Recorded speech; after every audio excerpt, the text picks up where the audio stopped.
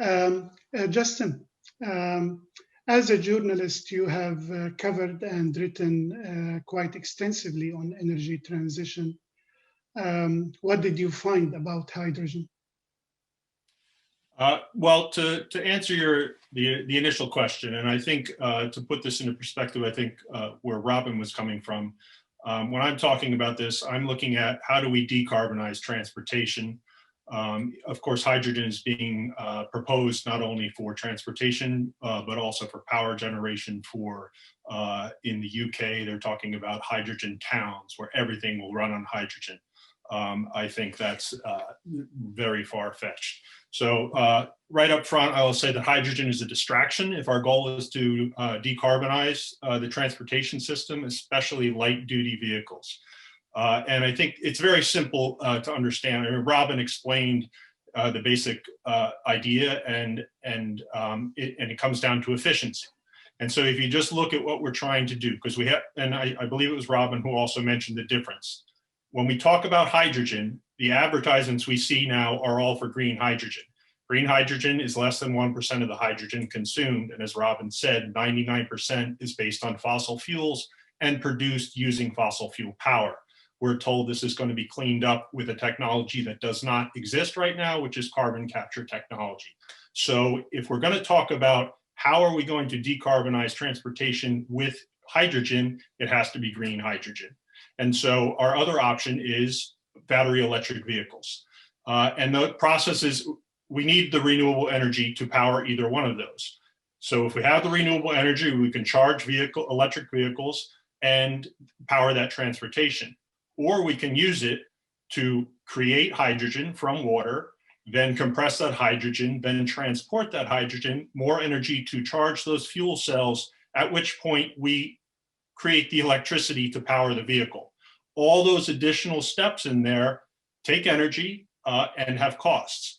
And so, it isn't right now commercially scalable on any level. And the top people who are in the business have said that, people from Siemens who are very big into the hydrogen economy.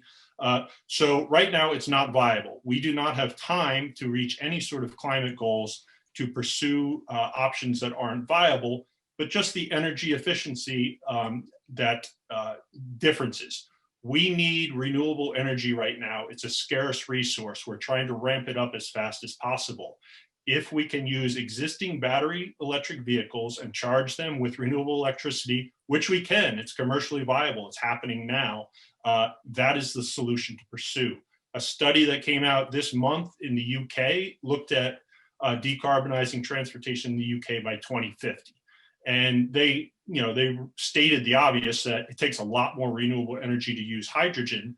But the other thing that they stated was hydrogen being a distraction. If we try to pursue both paths at the same time and make 20% of the fleet based on hydrogen, it again is going to require a lot more electricity. It's a distraction, and it's going to limit our ability to decarbonize transportation.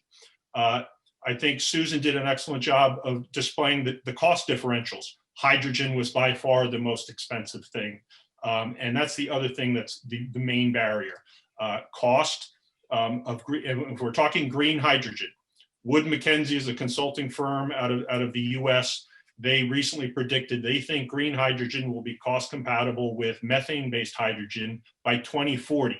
We do not have 2 decades to wait to figure out, and we have to, these things need to be sold to people. They're the cars they're going to be driving. They have to be affordable. Green hydrogen is not going to be an affordable solution potentially until 2040. So we take the efficiency, the cost, it should be off the table, and then just simply the infrastructure.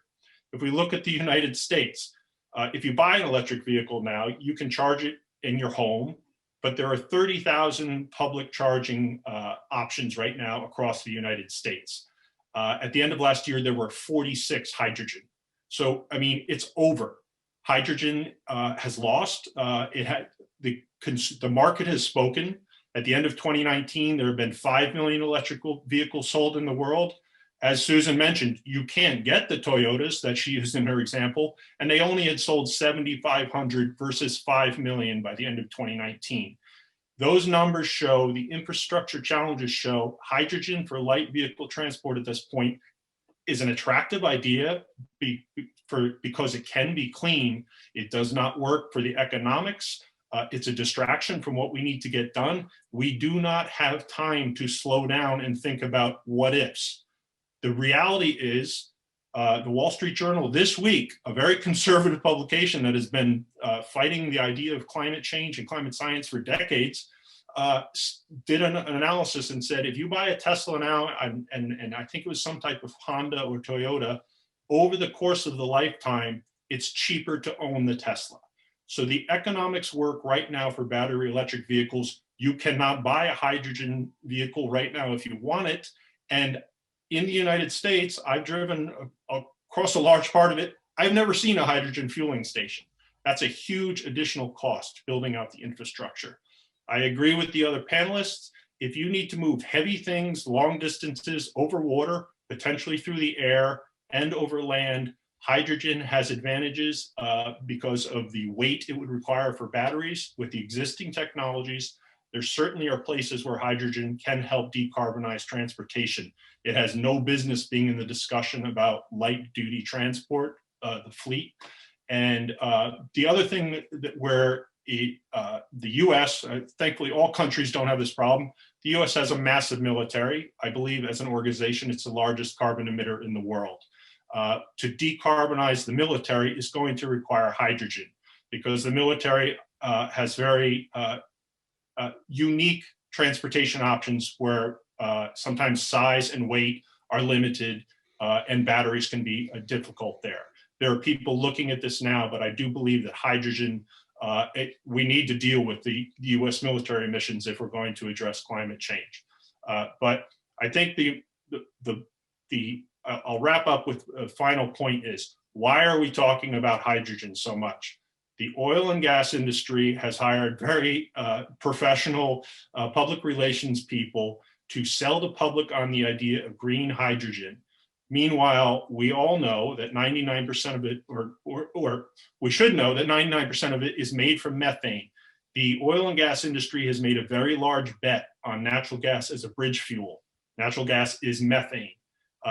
Now they're trying to convince the public, hey, for the next couple of decades, until we figure out this green hydrogen thing, why don't you use our methane to produce hydrogen? It's not clean, it's not a climate solution, and it locks us into another, methane emissions are a huge issue right now. So this is being pushed as a solution by people who want to sell a lot of methane into hydrogen production. Thank you, Justin. I would like